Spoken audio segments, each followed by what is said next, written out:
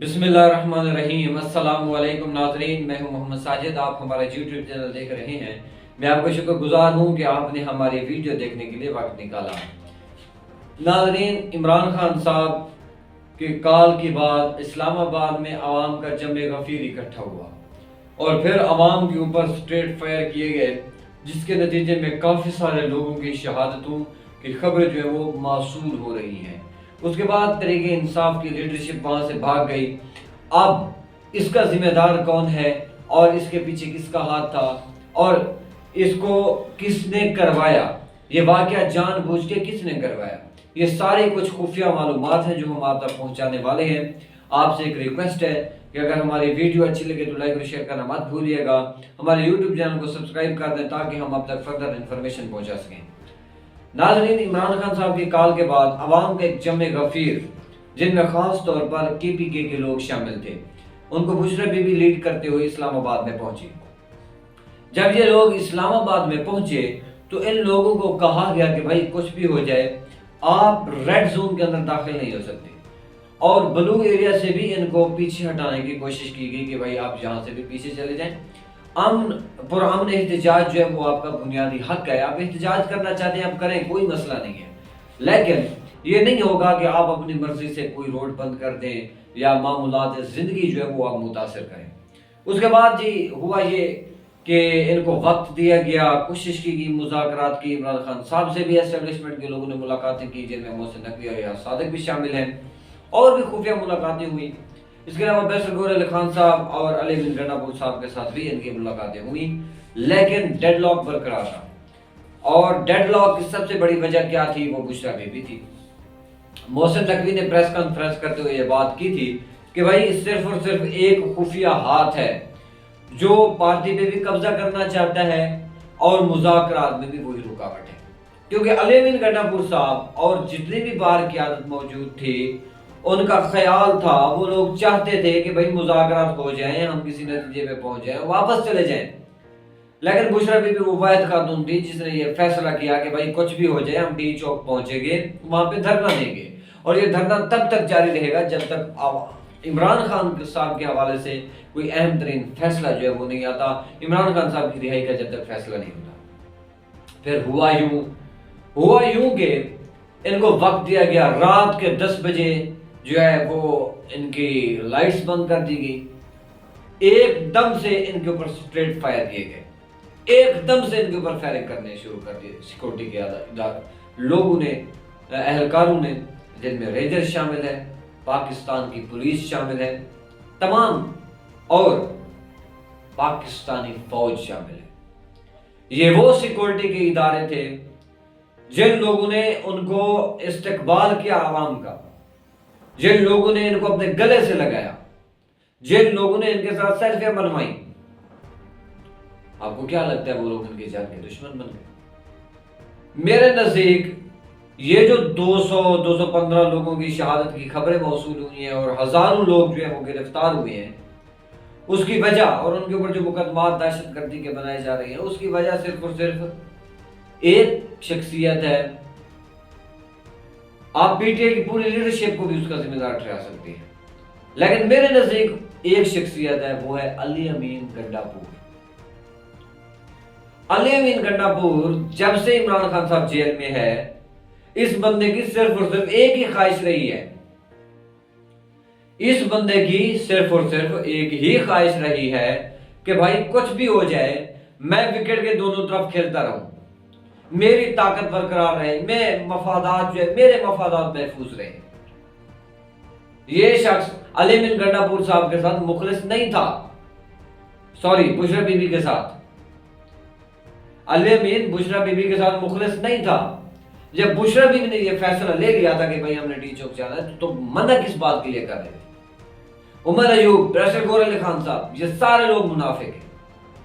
ان لوگوں نے دھوکہ دیا، ان لوگوں نے لوگوں کو مس لیڈ کرنا شروع کر دیا، ان لوگوں نے ملاقاتوں پہ ملاقاتیں کی، چاہے ان کو اسٹیبلشمنٹ نے بولا نہیں بولا، ہر 3 گھنٹے بعد عمران خان صاحب کے پاس چلے جاتے اور وہاں باہر کھڑے ہو کر جو ہے وہ پریس کانفرنس کرتے، اور اس میں جو ہے وہ ایک ویک قسم کا بیان دیتے جس سے اسٹیبلشمنٹ کو بھی فائدہ ہو اور ان کا بھی جو ہے ٹیمپو بنا رہے۔ نتیجہ کیا نکلا؟ عوام ڈبل مائنڈیڈ ہو گئی، بھئی مذاکرات ہونے والے ہیں، مینٹلی عوام تیار نہیں تھی گولیاں کھانے کے لیے، بشرا بی بی تیار نہیں تھی کہ یار ہمارے اتنے لوگ گرا دیے جائیں گے، ان کو گولیاں لگ جائیں گی۔ تیار کرنا کس کا کام ہوتا ہے؟ بھئی لیڈر کا کام ہوتا ہے، تو لیڈر بننا ہوا ہے تو وزیر اعلیٰ ہے،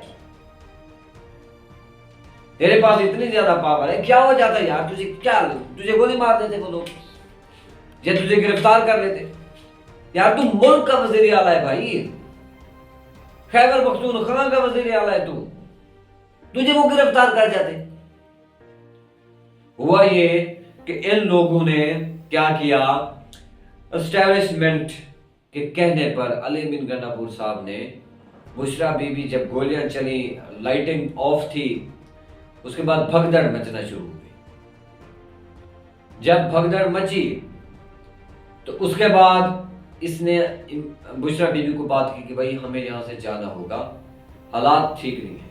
بشرا بی بی نے کہا کہ نہیں، میں نہیں جاؤں گی یہاں سے، یہ مجھے گرفتار کر لیں گے، کوئی بات نہیں، میں پہلے بھی جیل میں وقت گزار کے، انہوں نے کہا نہیں، آپ کی جان کو خطرہ ہے، آپ کو گولے لگ سکتے ہیں۔ انہوں نے کہا کوئی بات نہیں، یہ جو لوگ مر رہے ہیں یہ تو ان سے میری جان زیادہ قیمتی نہیں ہے۔ پھر بشرا بی بی کو جب یہ بات کی بھائی آپ کو ادارے والے نہیں مارنا چاہتے، آپ کو سیکورٹی فورسز کی گولی نہیں لگے گی، بھگدڑ مچ گئی ہے، کوئی تیسری طاقت آپ کو نقصان پہنچا سکتی ہے تاکہ ملک میں امن خراب ہو۔ جب یہ بشرا بی بی کو بات کی گئی، انہوں نے کہا مجھے رپورٹس ملی ہیں۔ جب یہ بات کی گئی، بشرا بی بی خاموشی سے گاڑی میں بیٹھ گئی۔ اب ان کا یہ خیال تھا کہ بھائی 2-3-4 کلومیٹر اس بھگدڑ سے آگے ہم جائیں گے، رک جائیں گے کہیں، پھر ہم اپنی عوام کو، لوگوں کو سنبھالیں گے۔ وہاں سے اس نے گاڑی چلائی، سیدھا کے پی کے میں پہنچ گئے، مانسیرا کے اندر پہنچ گئے۔ مختلف ان کے لیڈرشپ جو تھی ساری بھاگ گئے۔ بھائی آپ کی جان قیمتی ہے، آپ کی جان کو خطرہ ہے، وہ کسی کے بیٹے نہیں ہیں جن کو گولیاں لگ رہی ہیں سیدھی۔ پھر ایک بیانیہ ڈیولپ کیا گیا معذرت کے ساتھ، افسوس کے ساتھ، کہ بھائی پاکستانی فوج اس قتل عام میں ملوث ہے۔ اور بھائی فوج نے تمہیں کہا تھا کہ آپ ریڈ زون میں داخل ہو جاؤ، فوج نے تمہیں کہا تھا کہ وہاں سے بھاگ جاؤ۔ کتنے بندے تمہارے مارے جاتے ہیں؟ 200 بندہ مر چکا تھا پہلے آلریڈی، 500 لوگوں کو گولیاں لگی ہوں گی، 300 زخمی ہوں گے، مزید 300 بندہ مار جاتا نا، بس 80,000 لوگ تھے، تو 1,000 بھی بندہ نہیں مرتا، تم اس نظام کو توڑ کے رکھ دیتے۔ فوج نے تمہیں کہا تھا گاڑی میں بیٹھو۔ پاکستانی فوج کبھی بھی اپنے لوگوں کے اوپر گولی چلانے کے لیے تیار نہیں ہے۔ ہماری فوج محب وطن ہے اور ان کے خلاف ایک سازش کی جا رہی ہے۔ یہ چند لوگ ہیں، فوج کو آپ کیوں کہتے ہو بھائی؟ یہ چند لوگ ہیں جو صرف اور صرف یہ چاہتے ہیں کہ پاکستان کا امن خراب ہو۔ یہ چند لوگ ہیں جو اپنی طاقت کے اوپر کمپرومائز نہیں کرنا چاہتے، جو پورے ادارے کو اپنے طاقت کے حصول کے لیے استعمال کرتے ہیں۔ تو پاکستانی فوج کو اس میں ملوث کرنا، ان کے اوپر الزام لگانا، یہ غلط بات ہے، یہ درست نہیں ہے، نہ یہ پاکستان کے مفاد میں ہے۔ تو پاکستانی فوج کے اوپر ایسے ایلیگیشن لگنا یہ افسوسناک ہے۔ پاکستان کے سیکورٹی اداروں کے اوپر یہ ایلیگیشن لگانا خوفناک ہے۔ ایسا نہیں ہونا چاہیے، اس سے ملک ٹوٹ جاتے ہیں۔ اب جس طرح کی پی ٹی آئی کی لیڈرشپ جو ہے وہ بیانات دے رہی ہے، اور اس کے بعد جس طرح ان کا سوشل میڈیا ورک کر رہا ہے، کس کو نقصان پہنچے گا بھائی؟ آپ کی فوج ہے تو یہ پاکستان ہے، آپ کی فوج ہے، انہوں نے آپ کو منتشر کیا، 80,000 لوگ تھے، انہوں نے آپ کو پہلے تھریٹ کیا تھا کہ بھائی جو ہے وہ دہشت گردی کا خطرہ ہے، اللہ نہ کرے وہاں پہ کوئی بم دھماکہ ہو جاتا، پھر 1000 لوگ مر جاتے، پھر آپ کیا کرتے؟ ان لوگوں نے تو آپ کو منتشر کیا، اب ہو ہی نہیں رہے تھے تو کوئی طریقہ تو یوز کرنا تھا۔ میکسیمم لوگوں کی جان بچانا ریاست کی ذمہ داری ہے۔ جب آپ پیچھے ہٹنے کے لیے تیار نہیں ہیں تو ریاست تو کوئی سٹیپ اٹھائے گی۔ چلے ٹھیک ہے، 10 مر رہے ہیں، 10 میں سے آپ 5 کو بچا سکتے ہیں، 5 کو تو بچائیں، 5 مرتے ہیں مرنے دیں۔ تو ایسا ہو جاتا ہے، ریاست کی ایک حکمت عملی ہوتی ہے، لیکن پاکستانی فوج کے خلاف، پاکستان کے سیکورٹی کے اداروں کے خلاف اس قسم کی بیان بازی، اس قسم کی کمپین یہ انتہائی افسوسناک ہے اور اسے بند ہونا چاہیے. ہم اس کی بھرپور مذمت کرتے ہیں. اس کے علاوہ جو بھی لوگوں کی شہادتیں ہوئی ہم ان کے لیے دلی افسوس، ان کی مغفرت کی بھی دعا کرتے ہیں. اور علی احمد گنڈاپور صاحب کو ہم کہتے ہیں کہ بھائی بس کر دے، بہت لوگ مروا دیے ہیں تو نے، یا تو تجھے گولی لگ جاتی میں کہتا یار بندہ تو مخلص تھا، لیکن تو خود بھاگ گیا، غریبوں کے بچوں کو مرنے کے لیے چھوڑ کے چلے گئے. تو پاکستانی عوام کو بھی اب یہ سوچنا پڑے گا کہ بھائی آپ کن لوگوں کے ساتھ کھڑے ہو. ناظرین اگر ہماری ویڈیو اچھی لگے تو لائک اور شیئر کرنا مت بھولیے گا. ہمارے یوٹیوب چینل کو سبسکرائب کر دیں تاکہ ہم آپ تک فردر انفارمیشن پہنچا سکیں. ملتے ہیں نیکسٹ ویڈیو میں، اجازت دیجیے، اللہ حافظ.